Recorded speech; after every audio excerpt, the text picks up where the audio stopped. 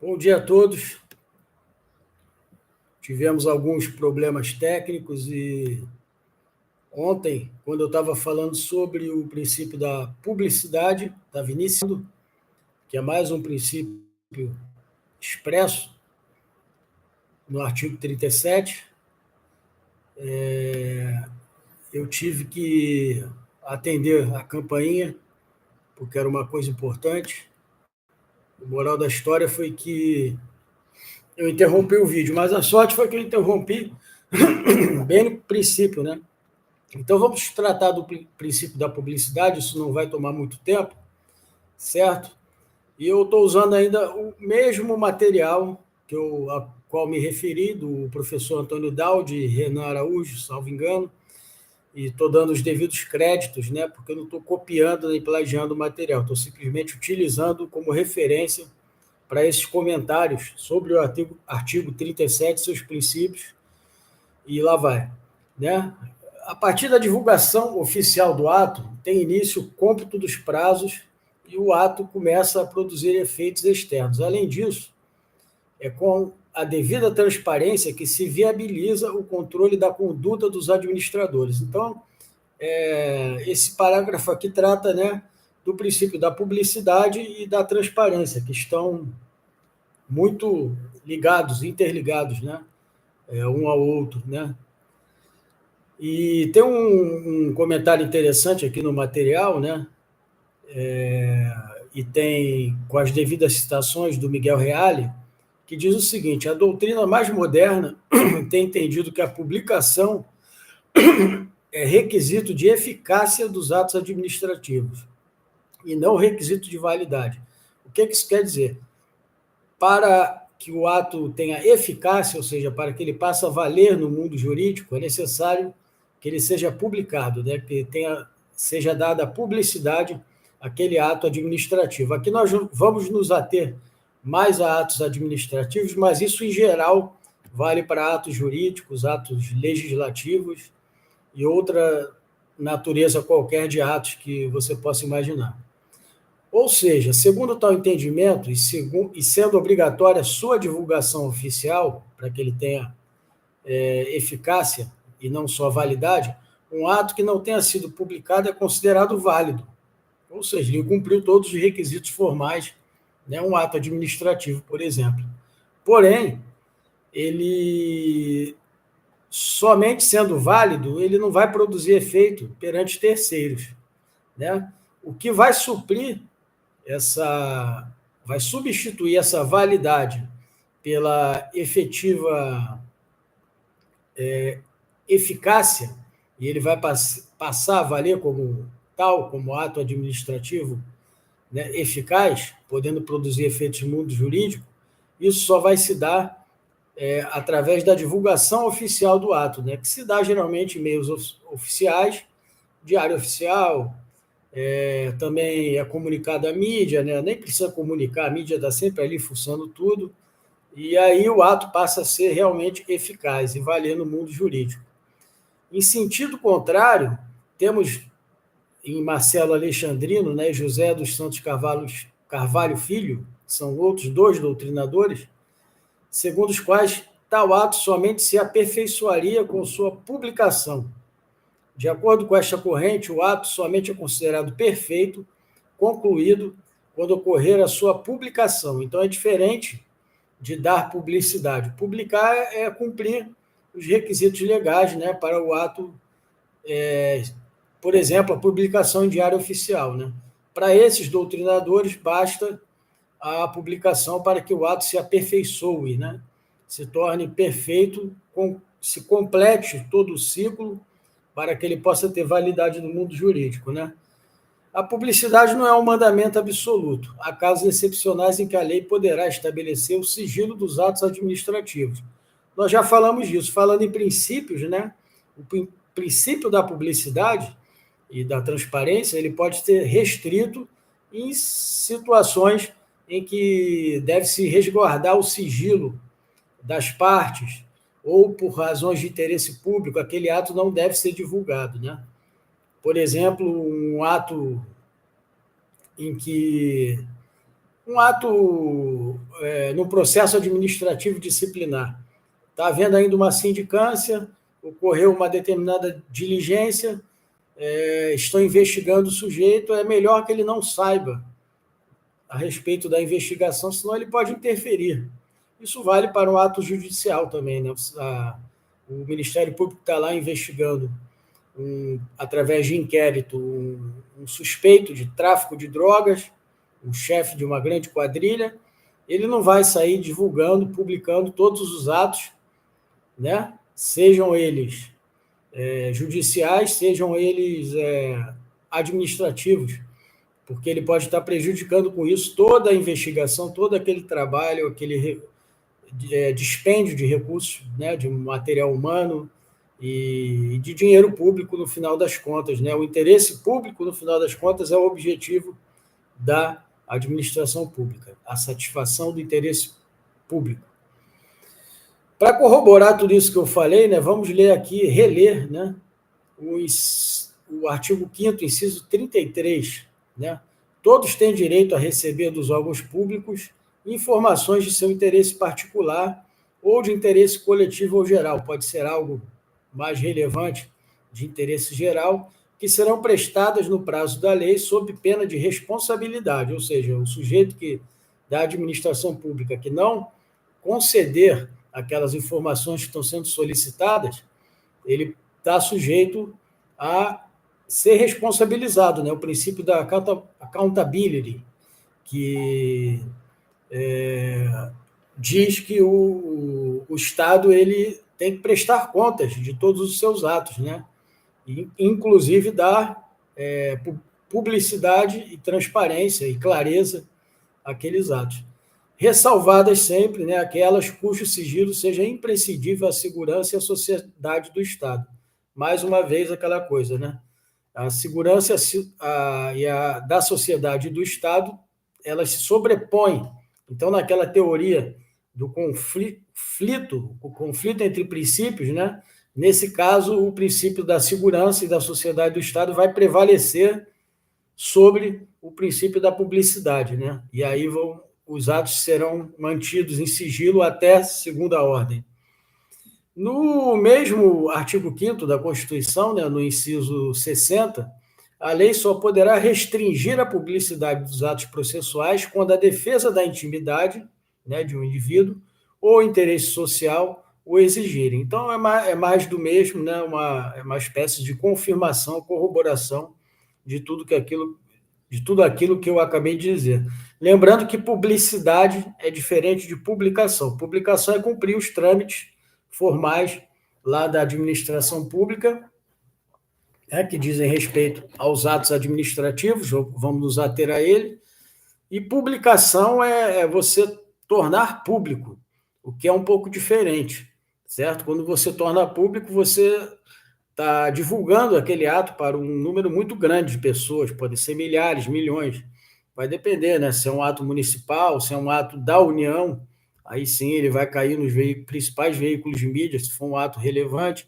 A nomeação de um ministro, enfim, uma determinada política pública que está sendo implementada, tudo isso é necessário que seja publicado, mas também é necessário que se dê publicidade a esses atos, para que a população possa acompanhar, possa fiscalizar, né?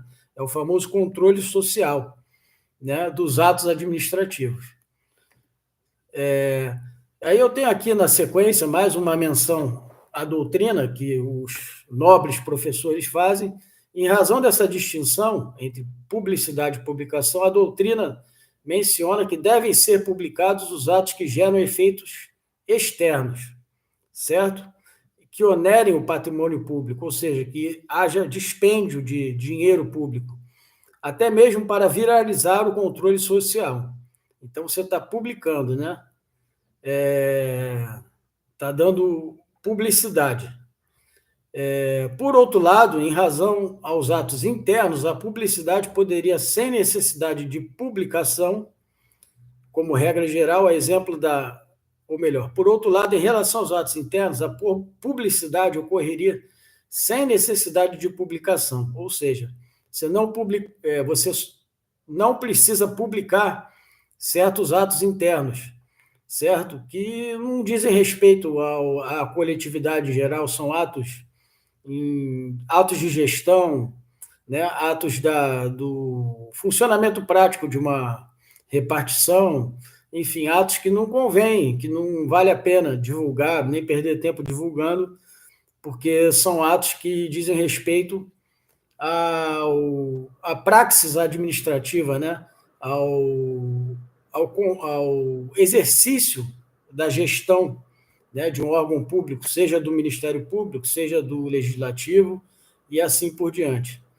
Consoante leciona José dos Santos Carvalho Filho, né, essas doutrinas, sabe, para quem tem pouco tempo para estudar, não vale a pena conferir. Agora, para quem está pensando em um concurso a longo prazo, um ano e meio, você pode adquirir esses livros, vale a pena sim você ler, você vai ter um aprofundamento muito bom. E, segundo esse doutrinador, né, há várias outras formas de concretização do princípio da publicidade. E são elas: o direito de petição, já falamos sobre ela, né, os administrados podem formular qualquer tipo de postulação, né, de pedido perante os órgãos e entidades públicas, conforme artigo 34A do artigo 5º da Constituição. Direito de certidão, também outro exemplo, né, de publicação, publicidade dos atos, expedidas pela administração pública para viabilizar a defesa de direitos ou esclarecimentos de certas situações. É o que eu falei, né? Uma certidão de nascimento para o seu filho, para você matricular o seu filho na escola, você tem direito de exigir isso. Se você não obteve, porque você era pobre, não teve dinheiro para pagar lá no cartório na hora, você vai exigir gratuitamente perante o poder público competente a certidão para o seu filho. Esse é só um dos milhares de exemplos.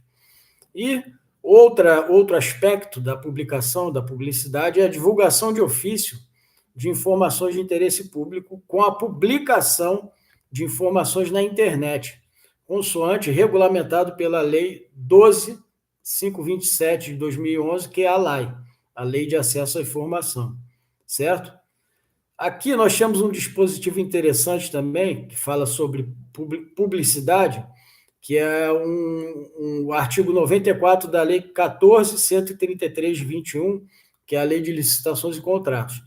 A divulgação no Portal Nacional de Contratações Públicas, né, que surgiu com essa lei, o PNCP, é condição indispensável para a eficácia, ou seja, você precisa divulgar, né, qualquer ato concernente a um processo de licitação e do seu respectivo contrato e seus aditamentos, para que eles possam ter eficácia no mundo jurídico, certo?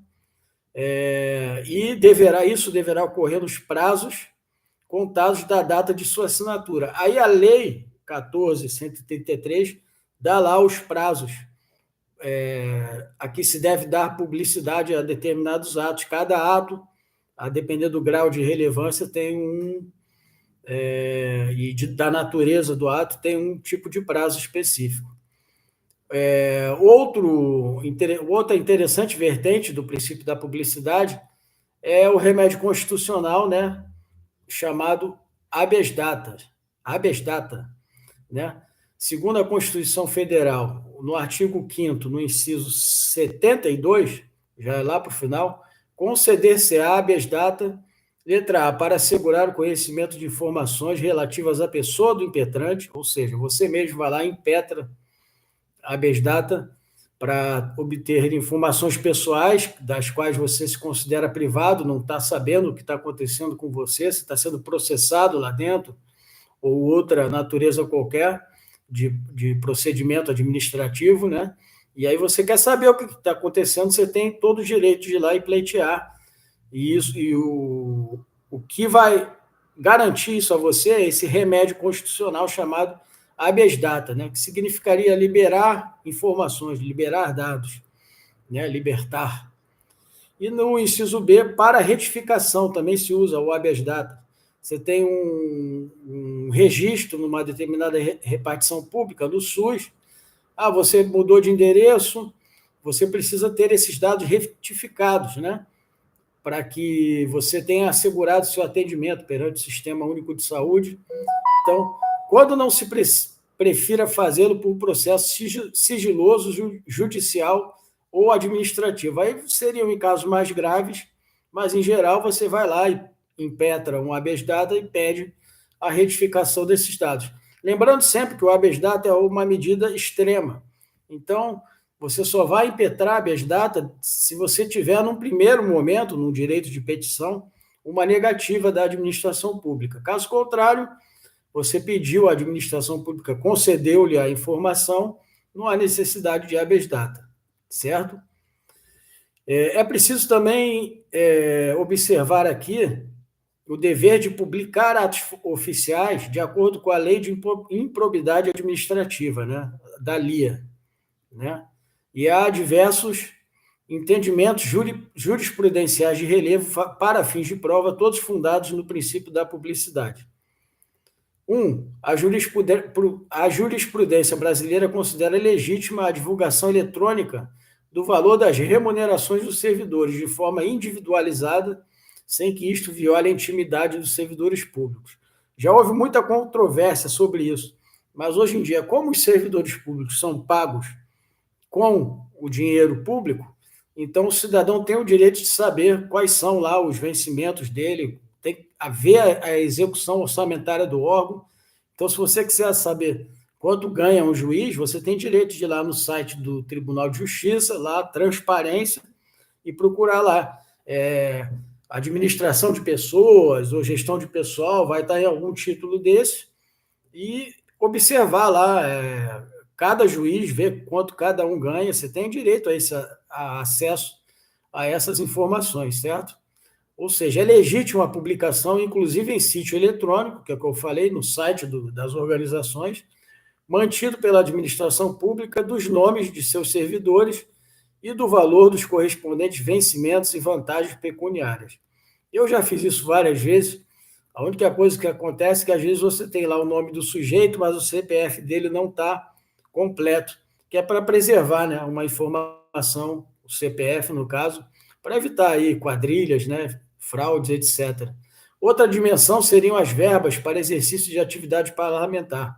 Até mesmo aquelas de natureza indenizatória estão sujeitas à publicidade. Isso já foi objeto de mandado de segurança e foi concedido a quem impetrou um mandado de segurança o acesso às verbas indenizatórias para exercício de atividade parlamentar, porque elas têm natureza pública, não havendo razões de segurança ou de intimidade que justifiquem, genericamente, o caráter sigiloso. Seguindo aqui também na publicidade, apesar de não estar diretamente relacionado ao direito administrativo, o STF entendeu que, no processo de impeachment, a votação não pode ser sigilosa, devendo-se dar publicidade aos votos de cada parlamentar. O último processo que a gente teve foi o da Dilma, e cada parlamentar votou lá abertamente. Isso foi transmitido pela TV Senado e pelos principais veículos de mídia, né? A explicação está aqui, né, do ministro Barroso, né, numa ação de descumprimento de preceito fundamental 378. No impeachment, todas as votações devem ser abertas, ou seja, cada parlamentar que vai lá votar sim ou não pelo impeachment, de modo a permitir maior transparência, controle dos representantes e legitimação do processo. O escrutínio secreto, que seria a votação secreta, somente pode ter lugar em hipóteses excepcionais e especificamente previstas, ou seja, a regra é a publicidade. Especificamente pode haver o sigilo. Nesse caso, não se pode invocar como justificativa para o voto secreto a necessidade de garantir a liberdade independência dos congressistas, afastando a possibilidade de ingerências indevidas. 4, eu acho que, por fim, são concedidas verbas públicas a particulares, certo?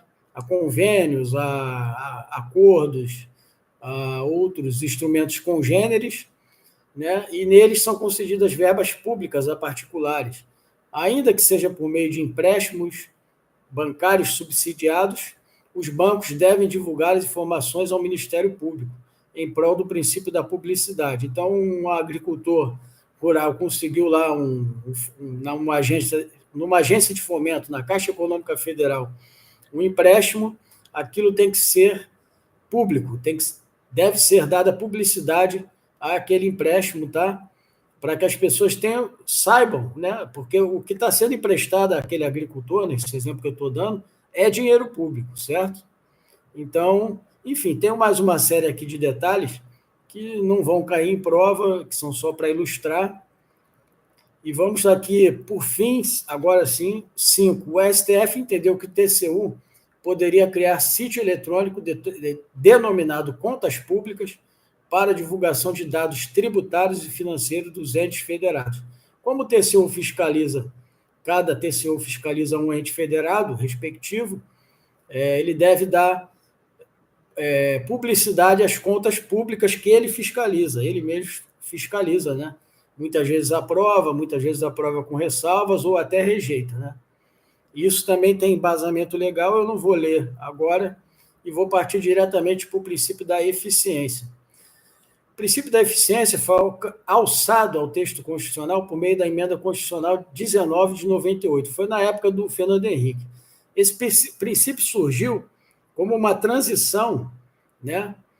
Como uma evolução, um aperfeiçoamento do princípio burocrático. Nós vivíamos até então uma administração de estilo burocrático, certo? Em administração pública, nós vamos saber o que é a burocracia, quem foi Max Weber, que foi o criador da teoria da burocracia, mas até certo ponto a burocracia começou a engessar, né, os processos administrativos e até mesmo o processo de outra natureza. E passou a ser consenso, né, uma necessidade de reforma. E surgiu o princípio da eficiência.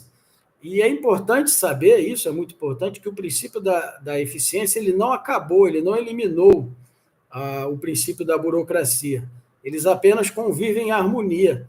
E sempre que possível, o princípio da eficiência vai se sobrepor ao princípio da burocracia, uma vez que não houve rompimento da administração pública com ele.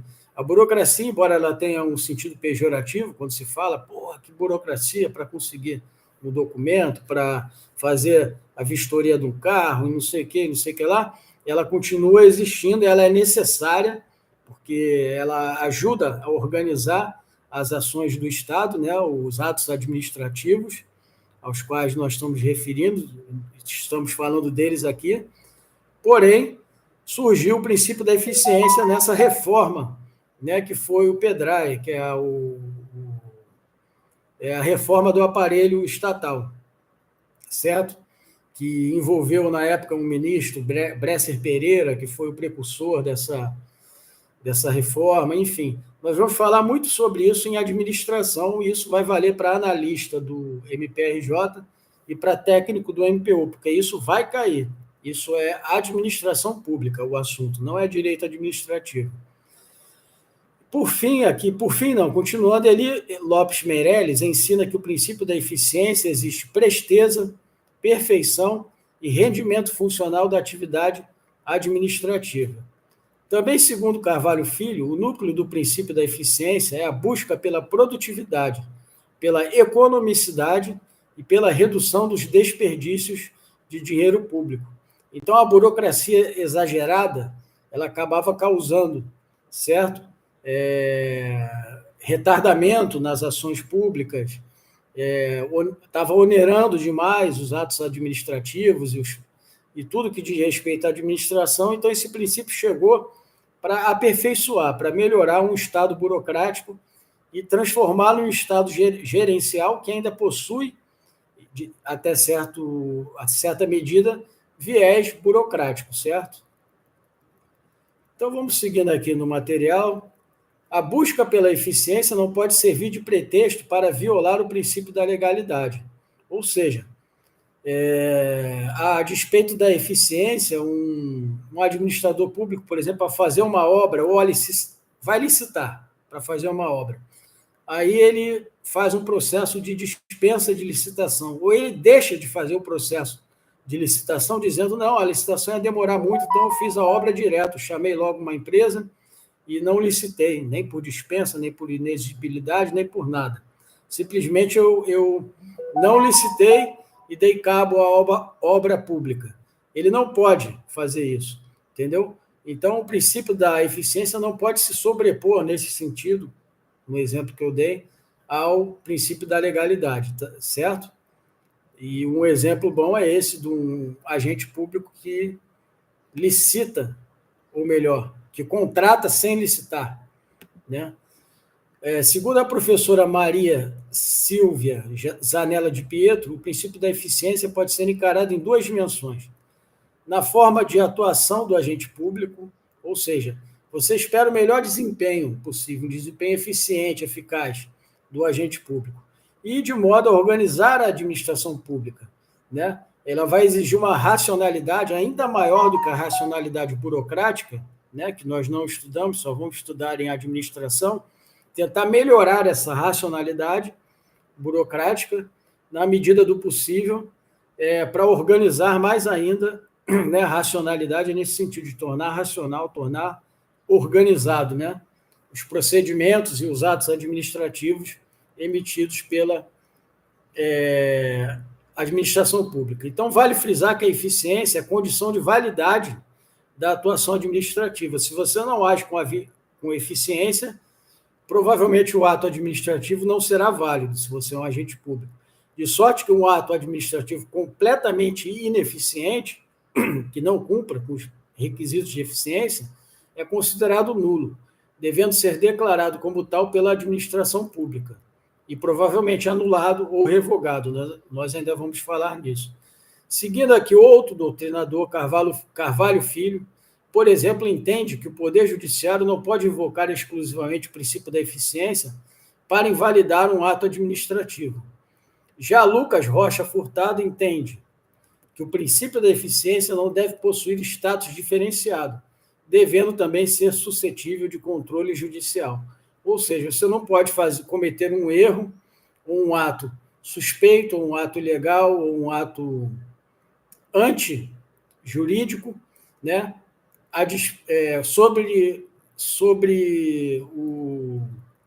Usando a desculpa, né, sob pretexto de estar sendo eficiente.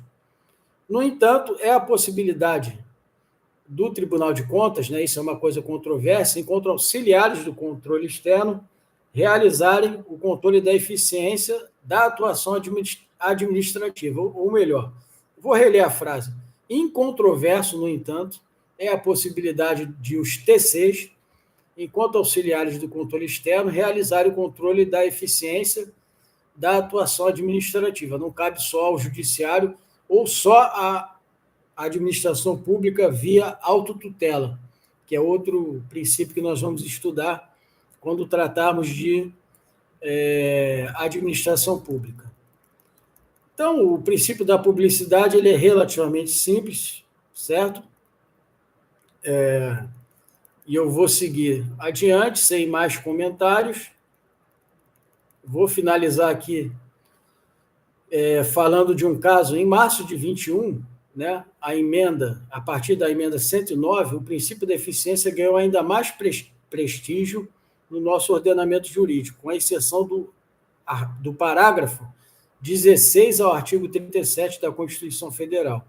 Diz esse parágrafo: os órgãos e entidades da administração pública, individual ou conjuntamente, devem realizar a avaliação das políticas públicas, inclusive com divulgação do objeto a ser avaliado e dos resultados alcançados na forma da lei, né? Então, é mais um parágrafo, mais um dispositivo constitucional reforçando a importância do princípio da eficiência. E nós vamos ficar por aqui, porque a partir de então nós vamos tratar dos princípios implícitos, que são muitos, né? São mais, e são aqueles que não estão expressos, não estão escritos na Constituição, ou estão escritos, mas de forma indireta, né? Como eu mencionei, o da segurança jurídica, né? Ele não está escrito lá, princípio da segurança jurídica, né? Está dizendo que a lei não prejudicará, né, o ato perfeito, o direito adquirido e a coisa julgada, certo? Então, nós vamos ficando por aqui. Tá? Tenham aí uma boa semana. Eu vou encerrar essa transmissão e a gente vai voltar em breve, tendo que voltar em constitucional, tendo que voltar em organização do MP, que essas 3 disciplinas são o cerne aí do nosso projeto, ok? Um grande abraço aí, bom dia.